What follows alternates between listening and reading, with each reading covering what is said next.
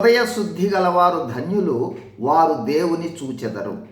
దేవుడు సెలవిస్తూ ఉన్నాడు, మనుష్యుల హృదయములో నుండి దురాలోచనలను, జారత్వములను, దొంగతనములను, నరహత్యలను, వ్యభిచారములను, లోభములను, చెడుతనమును, కృత్రిమమును, కామ వికారమును, మత్సరమును, దేవదూషణయు, అహంభావమును, అవివేకమును వచ్చును. ఈ చెడ్డవన్నీ లోపల నుండియే బయటకు వెళ్ళి మనుష్యుని అపవిత్రపరచును. ఈ చెడ్డవి అంటే ఇవి పాపములు, అతిక్రమములు, దోషములు అనే అర్థము. దేవుని వాక్యం సెలవిస్తుంది, హృదయము అన్నిటికంటే మోసకరమైనది, అది ఘోరమైన వ్యాధి కలది. ఆ వ్యాధే పాప వ్యాధి.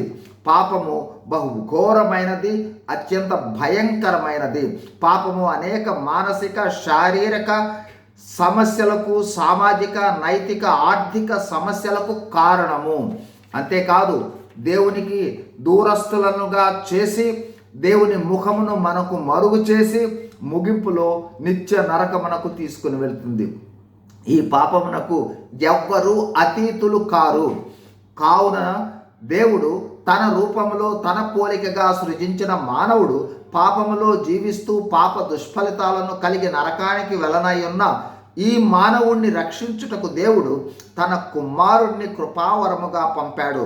ఆయన ద్వారా పాప నరకాల నుండి తప్పించబడి నిత్య జీవము లేదా పరలోకము పొందగలము. ఆ కుమారుడే యేసుక్రీస్తు ప్రభువు.